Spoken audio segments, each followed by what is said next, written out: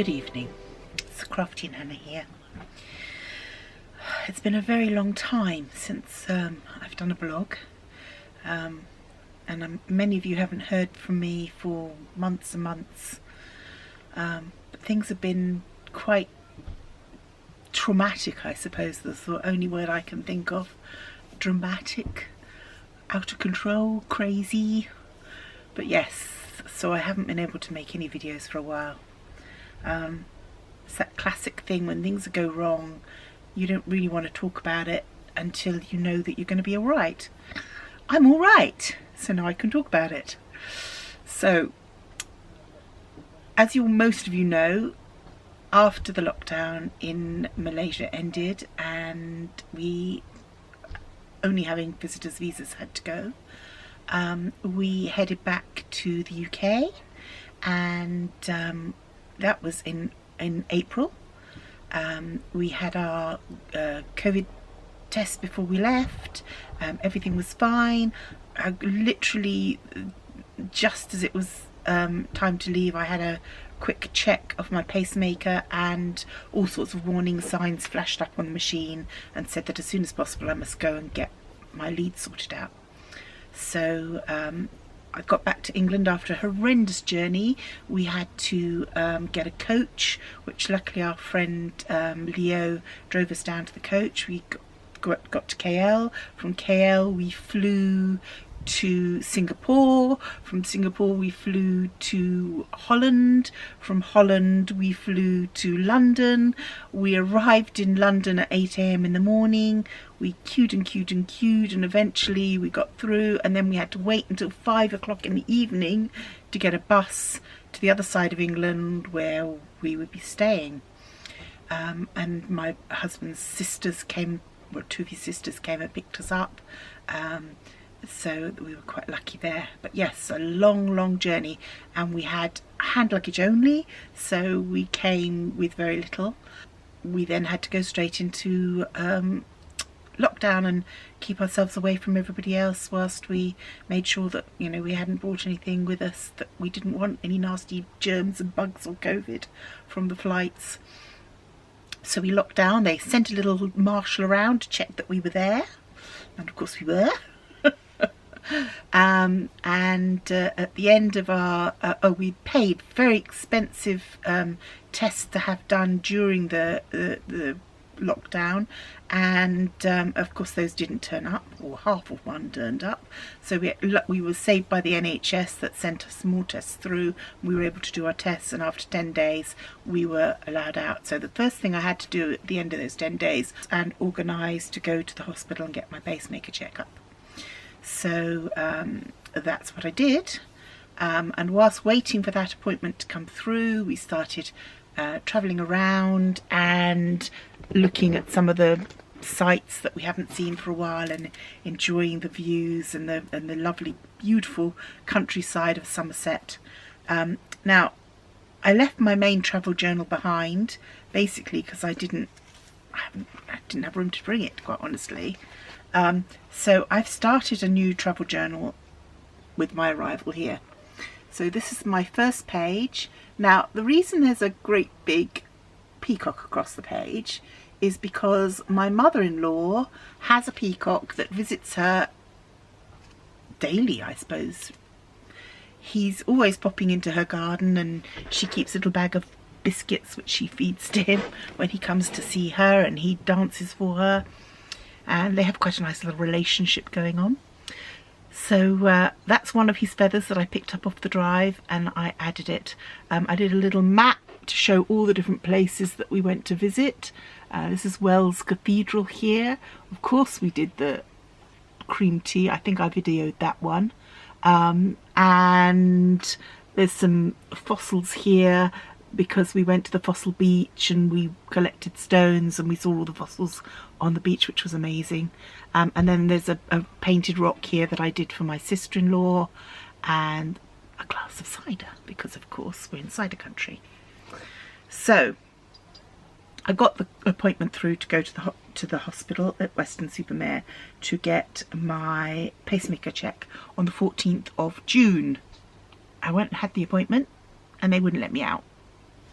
all the flashes and bells went off on the machine, and they said, that's it, you're staying in, you're not going out.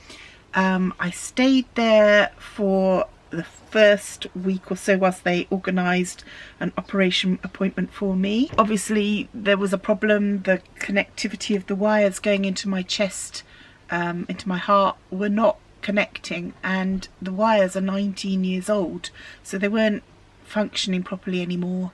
My heart doesn't beat without them, and so if they failed me, I would be spark out. So they didn't want me out, they wanted me there to keep an eye on me. So they booked me in to have the operation.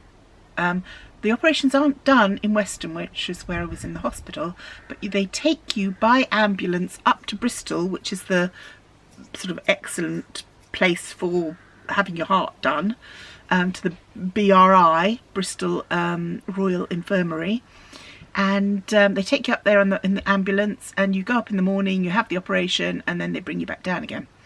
Unfortunately, whilst I was in the hospital, in one of the wards, I was in a couple of different ones, I got MAAS, which is not the worst one to get, but it is one of those bugs that when you have it on your skin, they won't do an open incision, because the bug can get into your wound, and it's not good. It's not good. If you get infected with that on an open wound, it's really bad news. So they had to cancel it for that week. I had to wash and do my hair and clean everything and stick cream up my nose and do all sorts.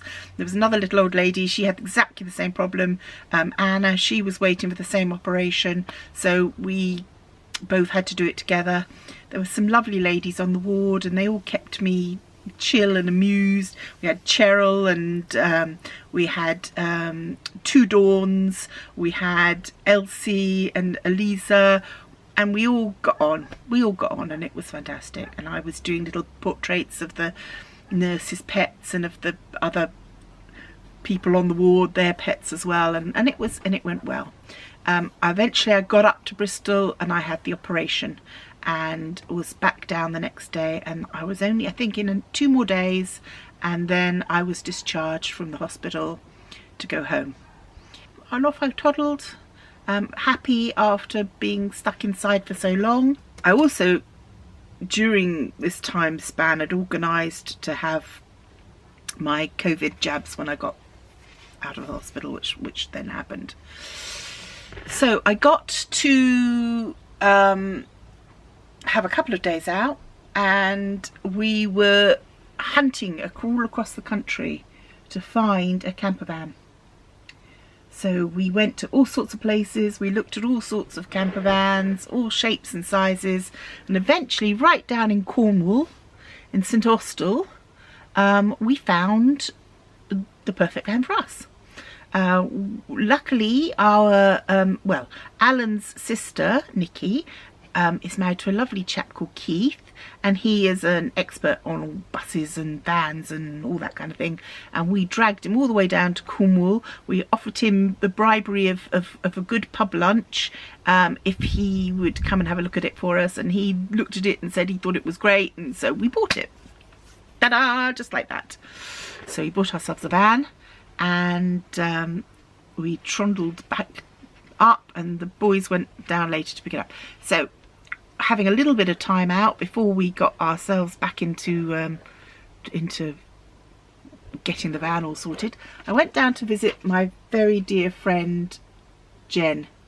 This is her cottage down near Crediton. This is her dog Misty, and I've known her since the children were tiny, and her son was in the same class as my youngest Sebastian, and her eldest Robin, she was in the same class as my eldest Stefan, and we all hung out together throughout the kids growing out, and we got on so well with each other, and the kids grew up together and we grew up together, and it was lovely. So she was like one of my first visits. But it was a fairly short visit, because pretty soon after that I didn't feel at all well. I started having night sweats and fevers, and I felt really, really unwell. So bearing in mind that I just had open heart surgery, I thought the best thing to do would be to go to A&E and get some help. I went to Western A&E and they said to me that I had COVID and that I should go and get COVID tested, and that I should go away and not come back for 5 days and take some aspirin. So I went away. By the end of that week, I'd started to swell up. My face, my arm, my chest, everything started to swell. And it wasn't good. It was really quite bad. I mean, very, very huge swelling. All down the side where the pacemaker was. So I thought, well, I'm not going to call A&E. I'm not going to go to A&E. Excuse me. It's just not worth it. It was emotionally damaging, quite honestly, the time before. So funny enough, I was doing a little bit of artwork and I realised that on the card that I'd drawn that they gave me with my pacemaker, there was an emergency number. How about that for lucky?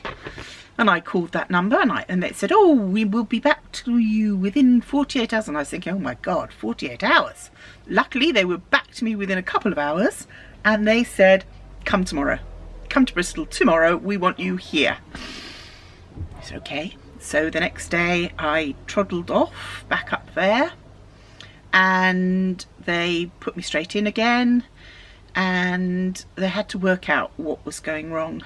And the best way to do that, of course, was to send me off for lots and lots of tests. I went to Selfmead Hospital across the other side of the city in an ambulance, and I had a PET scan, the ones where they put the CAT scans where they put the dye in your veins, and I had ultrasound scans and all sorts of scans. And what it showed up was that the 2 sets of wires that were now in the same vein going down to my heart had blocked the vein, and a thrombosis or a blockage, a blood clot had formed around them. And so there was the blood wasn't getting through, and I was just swelling up. So then, if there was the problem that there had been an infection, which is why I'd had the fevers. If the infection was still there, they were talking about having to take everything out, move it to the other side of my chest, put it all back in again. But infection made it a little bit risky to be opening anything and touching anything, and they didn't know quite what to do about it. So they started me on blood thinners to try and thin the blood down so that it could flow and break up the clot. So that started to work. But in the meantime, the results from the PET scan had lit up more than just the area of my problem with my pacemaker. And it appeared that there were some big lumps and some growths in my tummy. So I had some more tests, and I had some biopsies and carried on with the treatment for my pacemaker, and gradually it started to go down. By the Sunday I was literally in tears. My eyes were just like slits. I couldn't see out. It was just awful. But after that it started to slowly get better, and eventually got to the point where they said, okay, we're going to let you out. Now at this point I'm having injections of blood thinner every day, twice a day, and obviously it's not the easiest thing to do yourself, so they wanted to put me onto tablets instead of injections. So I went on to the tablets, and they sent me home. And unfortunately, within 2 days of going home, I just started to bleed so heavily that the blood thinners were doing more than their job, and I was in a bad way. So I had to go back into emergency at Bristol this time. I'm not even going near Western. I went to Bristol and they took me in. This time they sent me straight to St Michael's, which is the gynecology and oncology, anything to do with lady parts. So we're back in St Michael's Hospital this time, and we are now, we've had a biopsy. We're chill. Again, lots of lovely ladies in the ward with me, and we get the bleeding under control, and they take me off the tablets that I was on, and they put me back on the injections and send me home with boxes and boxes of syringes and big yellow buckets to put all the syringes into, and tell me I've got to inject myself twice a day, and bye bye and off you go. So we did that, and that was okay. It was okay. Once the bleeding had stopped, once the swelling had gone down, we were doing all right. But obviously we knew that the other thing, the lumps and the bumps, were all still there, so we had to wait to hear what was going to happen with that. I'd had the biopsy, so we were just going to wait for the appointment and then hear what they had to say. So in the meantime, we just carried on with life, as you do, and we were travelling around, and I was going to charity shops and picking up clothes, and we were going mudlarking and picking up bits of china, and we were just travelling around, meeting up with Sebastian at TGI Fridays and having supper when he was around and able to get away from the army for 5 minutes. But we went to some country parks as well with him and didn't see any animals at the zoo, but we made the most of it, as much as we could. This is the picture of the view from my hospital window at the BRI, which is actually a lovely old cobbled street going up to old houses here. And this is a little picture of our van, which we've now called Poison Ivy, and she's an Iveco, and I've done her up to make her comfy for us as best I can. I've also kept a list of the books I've been reading, because I've had plenty of time to read. Plenty of time to read. Reading in hospital, reading at home, reading. So lots and lots and lots and lots of books. Anyway, back to the appointment comes through to go up to on the Wednesday to the clinic. It's a very long wait, because obviously a lot of people are getting news that they don't want to hear. We eventually get through to go and see the doctor, and they just say we didn't get a good enough sample from your biopsy. We're going to do it again. At that point, Alan skedaddles from the room. He does not want to watch, and I'm in the stirrups, and I have another biopsy. And it's a bit frustrating, because you've been waiting to hear the news, and then you don't know anything. So off we went again, and we were due to go back again the following week. So we went back the following week, and as I absolutely knew it would be, the diagnosis was that I had cancer. And it wasn't a surprise, it wasn't a shock. I think it had been obvious to me for quite some time. And of all the cancers I could have had, this was an operable cancer, which made, as far as I was concerned, all the difference in the world, because this was something that could be removed.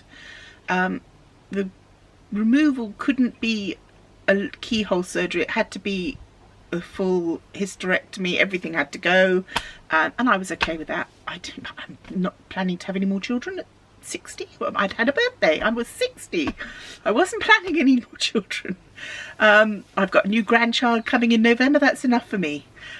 So we left feeling a little bit nervous, but the chap had said to us, he's given us a date for the 23rd of September, and I was going to go in and I was going to have the operation, and that could be great. It's a little bit nerve-wracking knowing that, you didn't see that, knowing that as some blood thinners, because it makes everything a little bit more complicated, but they've got to work it out for themselves. So we go off, because we've got a week free, we think, a week or two free, we think, right, we're going to go now whilst the weather's still nice. It's the last week of August coming up, let's just go do something. We literally get home and there's another letter waiting for us, and that letter says you're booked in for your operation on the 31st of August, which is a lot sooner than the 23rd of September. So we're like, yeah, we'll have that. I rang up and made sure that that was absolutely kosher and okay. And as it was the head of the department, I was quite happy to believe that it was correct. And so we're going forwards with the 31st. So let's go have a week of doing something fun before all this happens. I've got to be back by the Friday. I've got to have a pre-operation meeting. I've got to sort all the stuff I need to sort out before the operation, and I've got to have a COVID test on the Saturday before I can go into the hospital for the Tuesday. It's a bank holiday weekend, so it's all sorted. So we plan to go to Dartmouth, which is where we used to live, and it's the most beautiful, beautiful, beautiful place. This is a little picture I did. We went on this steamboat here, which is the Kingswear Castle, which actually Kingswear is the other side of the river from Dartmouth, and so it was actually started his life there, and it's now back there. There's only 2 working paddle steamers now at all. This is one of them, and we went on a river trip all the way up, and it was also the Dartmouth Regatta, so that all the boat races were going on, and there was a little market and all sorts of things. I think Alan filmed it, and it'll be on his Silver Fox site. But anyway, so there was my little picture of the river. That would be near Warfleet, which is on the Dart. We went with our friend Hilary. We went and had cream teas up at the castle. We had a lovely breakfast the next morning at Alfresco's. We wild camped on the street in Blackawton, which is the village where Sebastian was born, and we had a lovely time. We really did have a lovely time. It was just so nice to see old friends that you haven't seen for a long time. We also spent the morning in Totnes.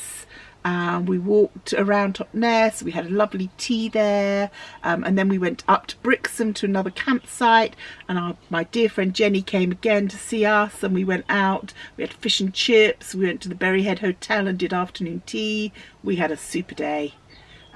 She told us all about her puppies and how they were getting on, because the last time I visited her, her dog had just had 9 puppies. Now she's down to 2, so she's doing very well. So we get back, we go for the pre-operation discussion, we have the COVID test the next morning at Western. All goes to plan, nothing nasty rears its head, and so we have to be at 7:30 in the morning on Tuesday. We get up there with plenty of time, and I go in for the operation, and they don't go down for it until about 4 o'clock in the afternoon, so it's a long time, nil by mouth. But there's the hospital there. I just put in, you know, the details that they sent me of the diagnosis and everything. So I had the operation on that Monday, and it all went fairly well. It wasn't a quick operation, it was 4 hours. There was a lot of work to be done.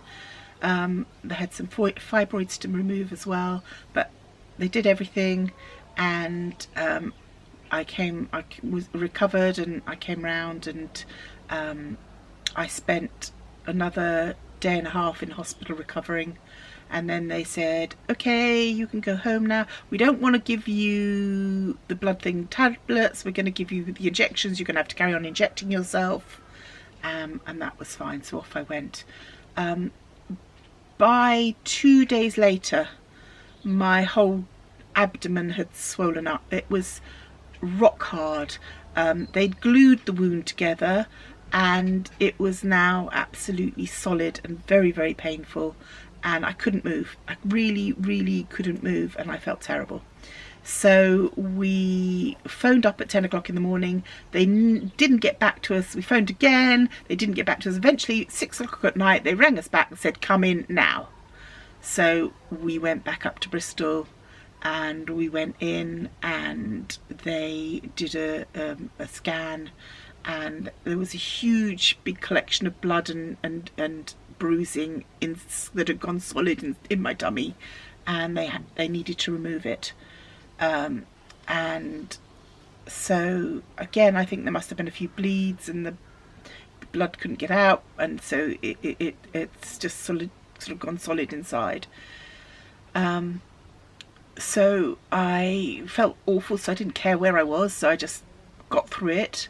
And on the following Monday I went down, so less than a week, I went down for the second operation, and they cut me open in the same place they cut me open before, took out all the things that shouldn't have been there. And this time, instead of gluing me up, they put big open stitches in so that if they had to cut a bit, they could. And they put a drain in so that all the blood could come out. And so I had another few days whilst the wound drained. And I felt so much better after the operation. It was crazy. I was so relieved that the pressure was sort of gone down a bit. It's not an operation to be dismissed. I mean, a full hysterectomy it's hard. It's damn hard on your body. It's a difficult thing. And to go through 2 full anaesthetics in less than a week was, when you're 60 and have other problems too, was pretty major for me. But I got through it. I mean, you know, I always try and have the best possible attitude that I'm going to succeed and it's going to be all right. And I did, and I got through that, and it took a little while, you know, before they decided that they could take the drain out. Alan was not at all happy. He wanted them to do it, leave it in a bit longer, and to, you know, absolutely make sure I was okay this time. But you know, they were quite convinced that I would be all right, and I have been. I've been fine. So I went back. And I'm slowly recuperating. I have a couple of areas where it's not healing up completely. I've started doing like little walks and photographing the blackberries and all the lovely autumn berries coming out, and started doing a page with little illustrations of those. That one's not quite finished yet, but yeah, autumn is settling in, and I'm feeling human. And so today we've set out on our van life. Today we are in our little bus, not planning to go back, but planning to continue onwards. We're going to try and visit as many people as we possibly can. I'm doing everything in slow motion still. I need these last few bits to heal up. I've now stopped the injections as of yesterday, and I'm now back on the tablets. So we'll have to wait and see that if it's going to be all right. I'm sure it will be. And I'm feeling very positive. I think the next few months is going to be exciting and interesting and different. And hopefully you'll be able to come with me. On this page, I'm going to do a little bit about my mother. I had some lovely old photographs that I found of her that I'm going to put into here, because whilst I was going through all that, there were a few other things going on alongside that. So my daughter-in-law April was having bleeding, and which in her 3rd trimester, which is not good. So that was a bit of a worry, but she's fine now. And my mother had got gangrene and had to have her foot amputated mid-calf, which is horrendous at 90 years old, but I don't think she had a choice. So that was done. And then now, to just top it all off, my family in the Philippines have all got COVID. So and my mother, it's gone to her chest. So just at the moment, I'm really, my fingers are crossed for her. I'm really sort of willing her to, you know, to get through this. But it's a worry. It certainly is a worry. I know that my brother and my sister-in-law are both vaccinated. They're both strong. I think they'll be okay. But I don't think her other sister and the guy that does the driving for them aren't so good. So, you know, fingers crossed for them. Let's hope they're all okay. I'm all right. Things are, you know, ticking along now. Obviously I have issues, and the blood thinners I think will probably be for life now. But, you know, I can live with that. Let's just hope that nothing else comes along that complicates it, and I'm sure it won't. So I'm just going to be really positive about this. This is a new start now. Everything's going to be fantastic. I'm very thankful to the NHS for being so fast in these dreadful times of COVID, when everything is difficult, you know, sorting me out, looking after me, making me well, taking it away, giving me a chance, because I'm not ready to go yet. Anyway, I have missed you all, and I didn't want to share this until I knew everything was all right. But now I just want to say I'm okay. I'm okay. I'm going to be fine, and hopefully I'll see you all soon. Thank you very much. I love you all. Bye.